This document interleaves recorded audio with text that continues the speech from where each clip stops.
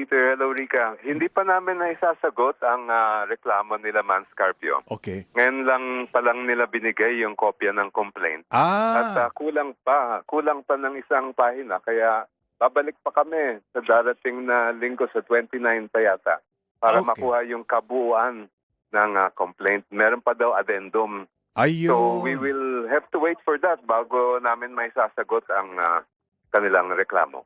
In connection po ito, Kong Chel, doon sa impeachment pa rin natin nung nakaraang mga linggo. Yes, well, in connection ito sa nangyaring investigasyon ng Committee on Justice. Nasabi daw ay nilabag daw namin, kami nila Kong Laila, Kong Percy Sendanya, Chair Jinky Luistro, pati yung Director ng Anti-Money Laundering Council.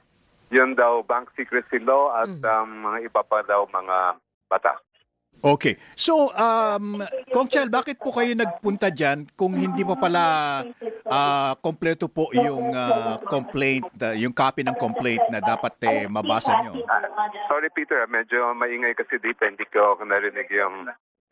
Okay, Kong Chel, yes. Opo, bakit kayo po nagpunta dyan ngayon kung wala pa pala namang kopya noong complaint in full? Pinadala kami ng notice ng Quezon City Prosecutor's Office na pumunta ngayon para makuha yung kopya ng complaint. Okay. Kaya lang, nung pagdating namin at in-examine namin yung binigay sa amin na kopya, kulang pa siya ng 1 page Right. sa isang annex. So sabi ay they reset it to another date sa 29 para mabuo na nila yung complaint.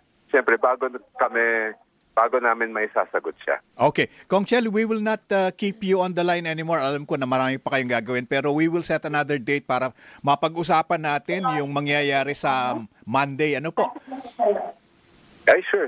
All Thank you. right. Okay, Thank thank you, Congressman. Maraming salamat po, Congressman.